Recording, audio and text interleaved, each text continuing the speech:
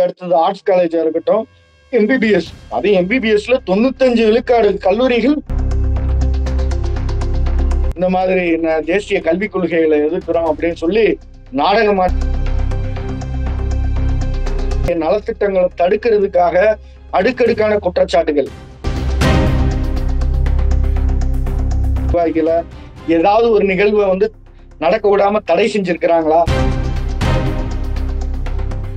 இந்தி கூட்டணின்னு சொல்லிட்டு இன்னைக்கு தமிழ்நாட்டுல மட்டும்தான் அந்த கூட்டணி இருக்கே தவிர வேற எங்கேயுமே அந்த கூட்டணி இல்ல. ஆன் வாய்ஸ் வீடியோஸை லைக் பண்ணுங்க, ஷேர் பண்ணுங்க, சப்ஸ்கிரைப் பண்ணுங்க and மறந்துடாம பெல் பட்டனை பிரஸ் பண்ணுங்க. அன்பு நேயர்களுக்கு வணக்கம். நம்முடன் இன்று இணைந்திருப்பவர் பாஜகவிலிருந்து தூத்துக்குடி வடக்கு மாவட்ட இளைஞரணி தலைவர் திரு தினேஷ் ரோடி அவர்கள். வணக்கம் சார், உங்களை வரவேற்பது பெருமிதமடைகிறோம். ஒரு 2 நாட்களுக்கு முன்பு தமிழக முதலமைச்சர் திரு ஸ்டாலின் அவர்கள் தன்னுடைய ட்விட்டர் பக்கத்துல ஒரு வீடியோ ஒண்ணு போடுறாரு, உங்களில் ஒருவன் சொல்லிட்டு. திடீர்னு தமிழக பாஜக தலைவர் அண்ணாமலை அவர்கள் அன்னைக்கே இதுக்கெல்லாம் பதிலெல்லாம் கொடுத்துட்டாரு. 2 நாட்களுக்கு முன்பாகவே இந்த மும்மொழி கொள்கையை பேஸ் பண்ணி இன்னைக்கு அவர் ஒரு வீடியோ போட்டிருக்காரு. இது என்ன வீடியோக்கு வீடியோவா சார்? அதாவது திரு அண்ணாமலை அவர்கள் எங்களுடைய தலைவர் என்ன விஷயத்துக்கு கொடுக்கணுமோ அவர் நான் ரொம்ப சந்தோஷமாக இருக்கிறேன், நாடு ரொம்ப செழிப்பாக இருக்கிறது, என்னை எல்லாரும் அப்பான்னு கூப்பிடுறாங்க அப்படிங்கிற மாதிரி, என்னை எல்லாரும் அண்ணான்னு கூப்பிடுறாங்க அப்படின்னு எங்க தலைவர் வீடியோ போடணும். எங்க தலைவர் சாதாரண காமன் மேனுக்கு உள்ள பிரச்சனைய பிரதிபலிப்பா கொண்டு பேசுறார்.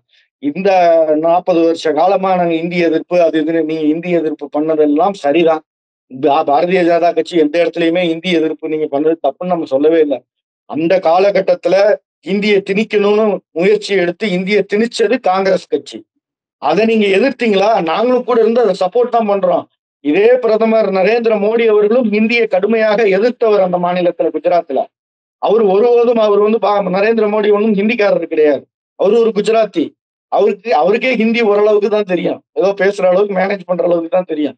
ஏதோ இங்க இருக்கக்கூடிய தமிழ்நாட்டு மக்களுக்கு இது எதுவுமே தெரியாதுங்கிற மாதிரியும் நரேந்திர மோடி ஒரு ஹிந்திக்காரரு, அவர் ஹிந்தியை திணிக்கணும்னு நினைக்கிறாரு, இப்ப சமஸ்கிருதத்தை திணிக்கணும்னு நினைக்கிறாங்க.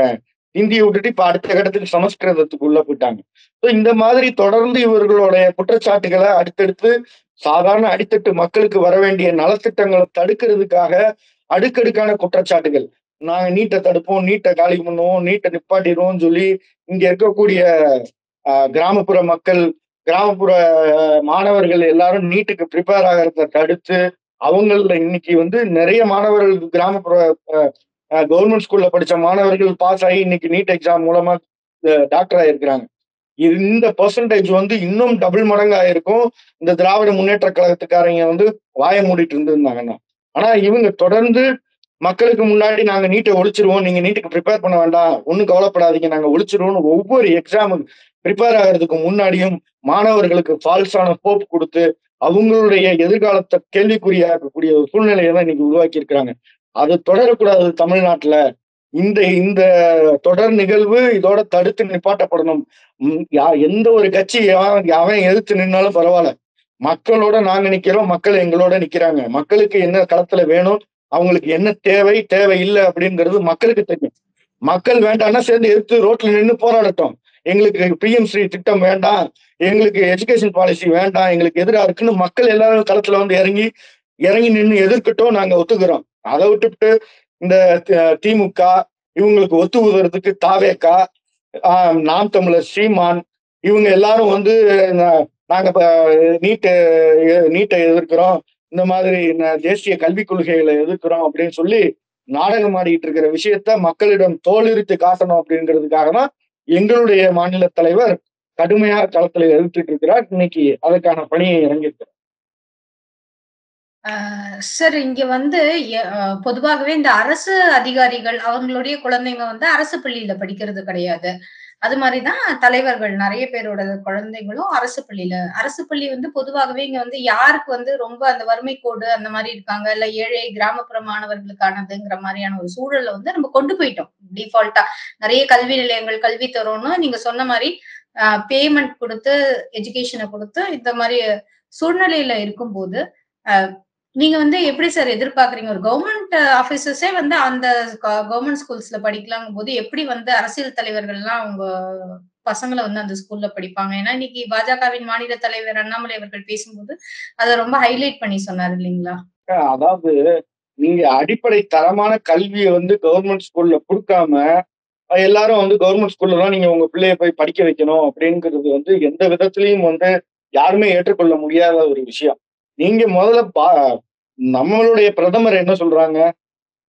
கல்வியோடைய அடிப்படை கல்வியோட தரத்த இம்ப்ரூவ் பண்ணுவோம்.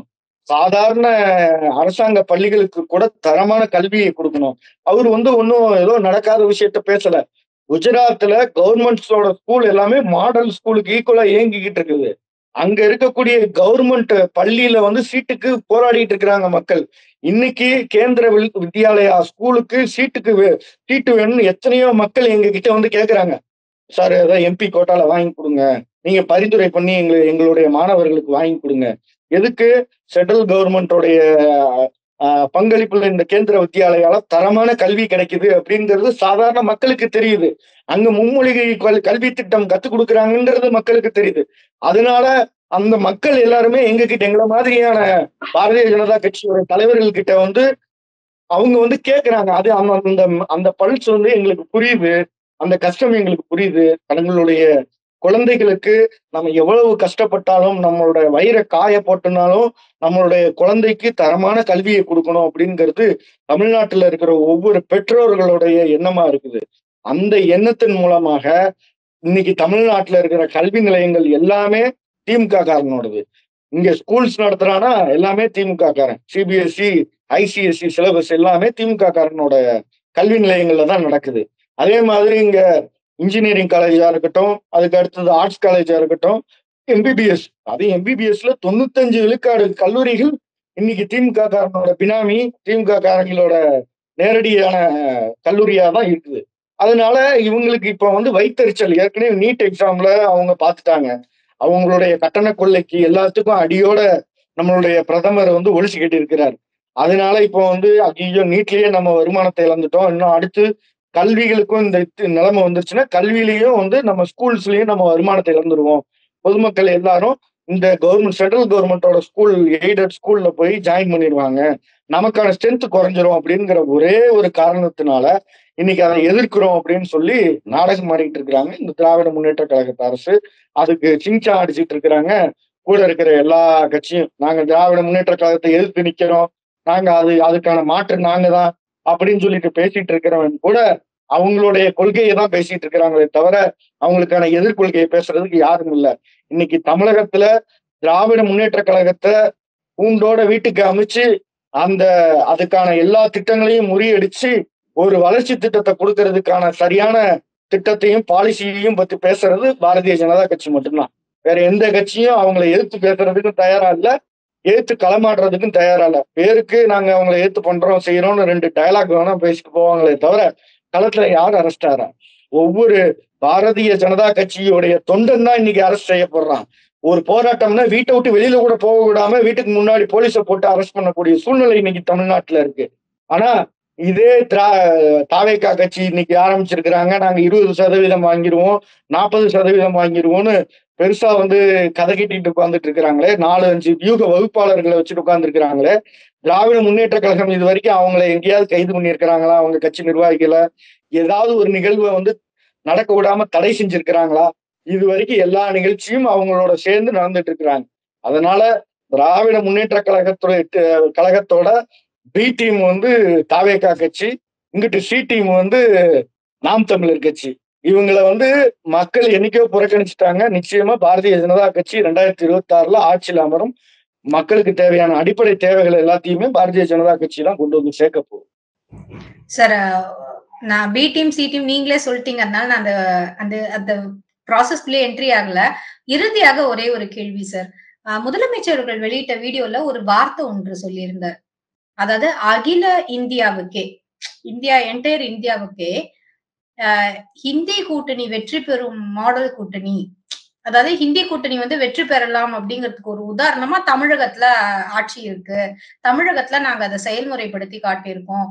வட மாநிலங்கள்ல கூட அந்த ஹிந்தி கூட்டணி வெற்றி பெற முடியாத போது தமிழகத்துல இங்க பாஜக வளராம நாங்க பாத்துக்கிறோம்னு சொல்றாங்க. இது பற்றி உங்கள் பார்வை சார் ஒரு பாஜக நிர்வாகியாக? இந்தி கூட்டணிங்கிறது வெடிச்ச பலூன் அது. ஒரு பலூன் மாதிரி உருவாகி இன்னைக்கு பின்ன வச்சு குத்தி விட்டு ஆளாளுக்கு ஒரு பின்ன வச்சு குத்தி விட்டு அது வெடிச்சு போச்சு இன்னைக்கு அந்த பலூன். இந்தி கூட்டணின்னு சொல்லிட்டு இன்னைக்கு தமிழ்நாட்டுல மட்டும்தான் அந்த கூட்டணி இருக்கே தவிர வேற எங்கேயுமே அந்த கூட்டணி இல்ல. தமிழ்நாட்டிலயும் அடுத்து 2026ல அந்த கூட்டணி தொடருமாங்கிறது எனக்கு இன்னும் சந்தேகமா தான் இருக்கு. காங்கிரஸ் இவங்க வச்சிருக்க போறாங்களா, கழட்டி விட போறாங்களா அப்படிங்கிறது இன்னும் கேள்விக்குறியான விஷயம் தான். ஆக இந்தி கூட்டணி அப்படிங்கிறது இந்தியா முழுக்க தோல்வி அடைந்த ஒரு கூட்டணி. இந்தி கூட்டணியில இருந்த எல்லா மாநிலத்திலையும் கூட இன்னைக்கு பாரதிய ஜனதா கட்சி அங்க தனிச்சு பெரும்பான்மையோட அங்க ஆட்சி அமைக்கக்கூடிய சூழல் இன்னைக்கு உருவாயிருக்கு. டெல்லியில இன்னைக்கு பாரதிய ஜனதா கட்சியுடைய ஆட்சி அமைச்சிருக்கோம். தொடர்ந்து அடுத்த தென் மாநிலங்கள்ல நிச்சயமாக அடுத்து ஆந்திர பிரதேஷ் இருக்கு, அதுக்கப்புறம் நம்மளுடைய தெலுங்கானா இருக்கு, ஆந்திர பிரதேஷ் ஏற்கனவே கூட்டணி ஆட்சி அமைச்சிருக்கிறோம். பாரதிய ஜனதா கட்சி அங்க வளர்ந்துகிட்டு இருக்குது. தெலுங்கானால ஒரு மிகப்பெரிய டிராஸ்டிக்கான வளர்ச்சியை நம்ம பதிவு செஞ்சிருக்கிறோம். அதுக்கு அடுத்தது தமிழ்நாடு, கேரளா, பாண்டிச்சேரி, அதுக்கப்புறம் கர்நாடகாலையும் கூட திரும்பியும் ஆட்சி அமைக்கக்கூடிய சூழல். இந்த மாதிரி தொடர்ந்து பாரதிய ஜனதா கட்சியுடைய ஃபேவரா தான் இன்னைக்கு மக்கள் அலையை உருவாயிருக்குதே தவிர இந்த மாற்றம் 2026ல கண்கூட நம்மளால பார்க்க முடியும். ரொம்ப நன்றி சார். இத்துணை நேரமும் அழகாகவும் தெளிவாகவும் நிறைய விஷயங்களை எங்களுக்காக எடுத்து சொன்னீங்க. மீண்டும் அடுத்த ஒரு சந்திப்பில் சந்திக்கலாம். நன்றி, வணக்கம் சார். நன்றி. உங்க நேயர்களுக்கும் என்னுடைய நன்றி. ஆன் வாய்ஸ் வீடியோஸை லைக் பண்ணுங்க, ஷேர் பண்ணுங்க, சப்ஸ்கிரைப் பண்ணுங்க அண்ட் மறந்துடாம பெல் பட்டனை பிரஸ் பண்ணுங்க.